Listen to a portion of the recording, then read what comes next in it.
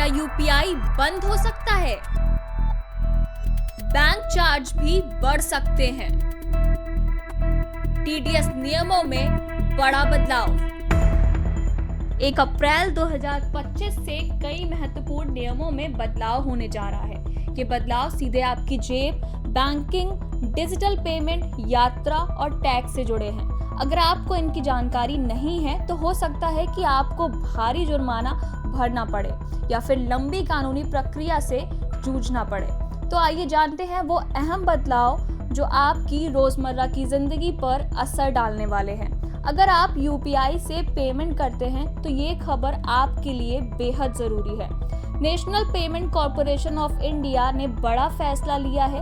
अब 12 महीने से इनएक्टिव यूपीआई आईडी को डिसेबल कर दिया जाएगा। यानी अगर आपने अपने यूपीआई आईडी का इस्तेमाल पिछले 1 साल में नहीं किया है तो 1 अप्रैल से आपका ट्रांजैक्शन बंद हो सकता है।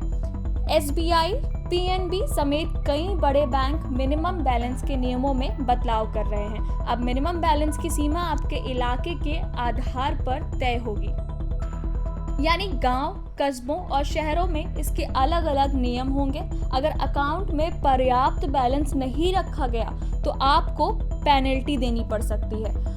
वरिष्ठ नागरिकों के लिए अच्छी खबर है। अब टीडीएस कटौती की सीमा को 50,000 रुपए से बढ़ाकर 1 लाख रुपए तक कर दिया गया है। अगर आप डिजिटल प्लेटफॉर्म्स का इस्तेमाल करते हैं तो अब आपको सतर्क रहना होगा। 1 अप्रैल से डिजिटल डेटा सुरक्षा नियम लागू हो रहे हैं। अगर कोई कंपनी डेटा उल्लंघन करती है तो उसे 72 घंटे के भीतर रिपोर्ट करना अनिवार्य होगा। वहीं निष्क्रिय उपयोगकर्ताओं का डेटा सिर्फ 48 घंटे के नोटिस के बाद हटा दिया जाएगा। टैक्स पेयर के लिए भी राहत भरी खबर है। नया टैक्स रिजीम अब डिफॉल्ट होगा, जिसमें 12 लाख रुपए तक की इनकम टैक्स फ्री होगी। इसके अलावा 2 सेल्स ऑक्यूपाइड प्रॉपर्टीज पर अब टैक्स छूट मिलेगी। वहीं मकान मालिकों को अब 6 लाख रुपए तक की रेंटल इनकम पर टीडीएस नहीं देना होगा। पहले ये सीमा 2.4 लाख रुपए थी। अगर आप हाईवे पर सफर करते हैं तो फास्टैग को तुरंत एक्टिव करवा लें। 1 अप्रैल से बिना फास्टैग के टोल प्लाजा पर आपको 2 गुना चार्ज देना होगा। अगर आपका राशन कार्ड आधार से लिंक नहीं है तो अब राशन मिलना भी मुश्किल हो सकता है। 1 अप्रैल से बिना आधार लिंक राशन कार्ड अमान्य हो जाएगा। अगर आपने फिक्स डिपॉजिट कर रखी है तो अब 40,000 रुपए से ज्यादा ब्याज पर 10% टीडीएस कटेगा। वहीं ईपीएफ अकाउंट में 5 लाख रुपए से ज्यादा बैलेंस पर 9.5% ब्याज मिलेगा। वहीं एसी टिकट कैंसिल करने पर अब 240 रुपए तक चार्ज देना होगा। साथ ही हेल्थ इंश्योरेंस का प्रीमियम 15% तक बढ़ सकता है।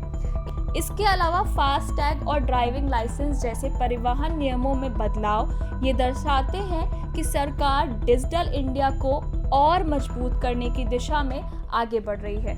इससे सड़क पर ट्रैफिक व्यवस्था में सुधार होगा और अनावश्यक कागजी कार्यवाही से भी राहत मिलेगी। रेलवे टिकट कैंसिलेशन चार्ज और हेल्थ इंश्योरेंस प्रीमियम में बढ़ोतरी से यात्रियों और आम नागरिकों को अपनी योजनाएं पहले से तय करनी होंगी ताकि किसी भी अतिरिक्त खर्च से बचा जा सके। आर्थिक दृष्टिकोण से देखें तो वरिष्ठ नागरिकों के लिए कर छूट में वृद्धि एक राहत भरी खबर है, जबकि नए इनकम टैक्स स्लैब और बैंक एफडी पर टीडीएस कटौती के नियमों में बदलाव निवेशकों और नौकरी पेशा लोगों को नई रणनीति अपनाने के लिए प्रेरित करेंगे। कुल मिलाकर ये बदलाव हमारे रोजमर्रा के जीवन को प्रभावित करने वाले हैं, इसलिए सही समय पर जानकारी लेकर जरूरी कदम उठाना जरूरी है। और ऐसी ही अपडेट्स के लिए जुड़े रहिए हमारे साथ। हम हैं यंग भारत सच के साथ।